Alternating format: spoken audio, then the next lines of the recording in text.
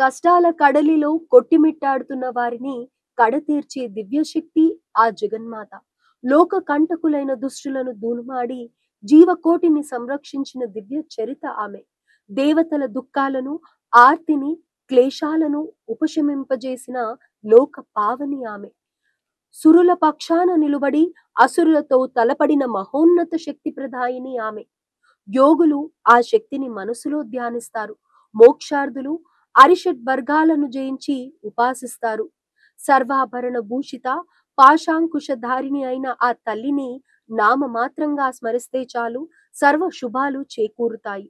సర్వాధిష్టాన సచిదానంద రూపిణి, సర్వ వేదాంత సంసిద్ధ అయిన ఆ తల్లి కరుణిస్తే చాలు జీవితాలు పరిపూర్ణమైతాయి. అందుకే ఆమె బ్రహ్మాండ జనని. త్రిమూర్తులతో సహా సకల దేవతలకు ఆమె జనయిత్రి. భీకర రూపంలో దర్శనమిచ్చిన, ప్రశాంత చిత్తంతో కనిపించిన ఆమె వరదాయిని, అభయప్రదాయిని. పరమోత్కృష్టమైన ఆ రూపాన్ని దర్శించి, సేవించి, పూజిస్తే చాలు జగన్మాత ప్రసన్నమైనట్లే. అన్ని పూజల కన్నా, హోమాల కన్నా మిన్నగా ఆ తల్లిని సంతోషపెట్టేది ఒక్కటే, ఉత్తమోత్తమమైన దేవి భాగవత పారాయణ. నిత్య పారాయణతో సంతుష్టి చెంది వరాలను కురిపిస్తుంది, విషాదాలను దూరం చేస్తుంది. అందుకే ఆ పరాశక్తి మహత్యం ఎవరికీ అంతుబట్టనిది. వెర్రి మొర్రి వారికి కూడా జ్ఞానాన్ని ప్రసాదించి పండితులుగా తీర్చిదిద్దగల శక్తి ప్రదాయిని.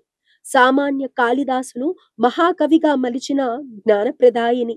అష్టాదశ శక్తిపీఠాలలో ఒకటైన ఉజ్జయిని క్షేత్రంలో ఆ జగన్మాత మహాకాళిగా కొలువుదీరి లోకాన్ని సంరక్షిస్తుంది. సతీదేవి దేహ ఖండాలలో పై పెదవి పడిన ప్రాంతంగా ఈ క్షేత్రం వాసికెక్కింది. ఈ క్షేత్ర ప్రాశస్త్యం అతి ప్రాచీనమైనది. పూర్వం ఈ క్షేత్రాన్ని స్వర్ణశృంగ, కనకశృంగ, అవంతి, అవంతిక నగరాలుగా పిలిచేవారు. సప్త మోక్ష క్షేత్రాలలో ఉజ్జయిని ఒకటిగా, జ్యోతిర్లింగ క్షేత్రాలలో ప్రధానమైనదిగా పురాణాలు పేర్కొంటున్నాయి. పద్మావతి నగరంగా, ప్రతికల్పపురంగా కూడా ఉజ్జయినికి పేరు. ఎన్నోసార్లు ఎంతో మంది ఈ నగరంపై దండయాత్రలు సాగించారు, పూర్తిగా ధ్వంసం చేశారు. ఎప్పుడు ఎలాంటి దాడులకు పాల్పడ్డా తిరిగి అంతకు పూర్వం కంటే మిన్నగా ఉజ్జయిని పురోభివృద్ధి చెందింది. అందుకే ఈ నగరాన్ని కుముద్వీతి, అమరావతి, విక్రమపురి ఇలా ఎన్నో పేర్లతో పిలిచేవారు. రామాయణ మహాభారతాలలో ఈ క్షేత్ర ప్రస్తావన కనిపిస్తుంది. బ్రహ్మ పురాణంలో అయితే అనేక పర్యాయాలు విరివిగా అవంతి నగరం పేరు ప్రస్తావనకు వస్తుంది. ఇది శక్తి మాత్రమే కాదు, జ్యోతిర్లింగ క్షేత్రం కూడా. పరమశివుడు ఇక్కడ మహాకాళేశ్వరునిగా దర్శనమిస్తాడు. అందుకే ఇక్కడ అఘోరాలు, కాలముకులు, పాశుపతులు ఇలా శివ స్వరూపులైన భక్త గణాలు అనేక మంది ఎక్కువగా సంచరిస్తూ ఉంటారు. అతి కిరాతకులైన తారకాసురుని కుమారులను శివుడు సంహరించిన ప్రాంతమే ఉజ్జయిని అని చెబుతారు. అలాగే దూషణుడు అనే అసురుణ్ణి మహాకాళి రూపంలో జగన్మాత సంహరించిన ప్రదేశం కూడా ఉజ్జయినియే. రాక్షస సంహారానంతరం పరమేశ్వరుడు మహాకాళేశ్వరునిగా, జగన్మాత మహాకాళిగా ఇక్కడ అవతరించినట్లు పురాణాలు తెలియచేస్తున్నాయి. కళ్యాణకారకమైన అమ్మవారు ఇక్కడ మంగళప్రదగా దర్శనమిస్తూ ఉంటుంది. క్షిప్రా నది తీరంలో ఉన్న ఈ క్షేత్రంలో 12 ఏళ్లకొకసారి కుంభమేళా జరుగుతుంది.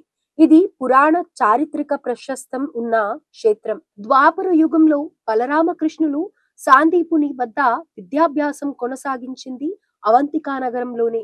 అలాగే అశోక చక్రవర్తి కూడా కొద్ది కాలం ఈ నగరంలో నివాసం ఉన్నట్లు చరిత్ర బోధిస్తోంది. అనేక మఠాలు, పీఠాలకు నెలవు ఉజ్జయిని. ఉజ్జయిని మహాకాళి, మహాకాళేశ్వరేశ్వరి, క్షిప్ర తీర్థస్థిత మాత, వాంఛితార్థ ప్రదాయిని. క్షిప్రా నదీ తీరంలో కొలువుదీరిన అమ్మవారు ఎలాంటి కోరికలు కోరినా తీర్చే శక్తి. పతితో కలిసి సతీదేవి మహాకాళిగా భక్తులను అనుగ్రహిస్తూ ఉంటుంది. మహాకాళేశ్వరుని ఆలయంలో ఈ క్షేత్రం ఎంతగా ప్రసిద్ధి పొందిందో, మహాకాళి రూపంలో అమ్మవారు కరుణిస్తూ క్షేత్ర మహత్యాన్ని ఇనుమడింపచేస్తోంది. కాళము అంటేనే ఓ లయకారమైన శబ్దము. అలాంటి కాళ శబ్దానికి ప్రతీకులుగా పార్వతి పరమేశ్వరులు ఇరువురు మహాకాళేశ్వరుడు, మహాకాళిగా నిలవైన పుణ్యక్షేత్రం ఉజ్జయిని. ఇక్కడ పూజాది కాలంలో తీక్షణత కనిపిస్తుంది. స్వామివారికి 2 రకాలుగా అభిషేకాదులు నిర్వహిస్తారు. ఒకటి భస్మ మందిరంలో తయారు చేసిన విభూతితో చేసే భస్మార్చన కాగా, రెండవది శ్మశానంలో కాలిన శవం తాలూకు భస్మంతో నిర్వహించే అర్చన. ఇక పూజానంతరం స్వామివార్లకు ఇచ్చే భస్మహారతి అత్యంత ప్రధానమైనది. ఆ చతుర్ముఖుడు కూడా ఇక్కడ కొలువుదీరిన అమ్మవారికి, స్వామివారికి విశేష అర్చనలు నిర్వహించారని పురాణాలు పేర్కొంటున్నాయి. ఈ క్షేత్రంలో మరణించిన వారికి పునర్జన్మ ఉండదని చెబుతారు. ఈ క్షేత్ర దర్శనంతో సకల వ్యాధులు నయమవుతాయని ఓ నమ్మకం.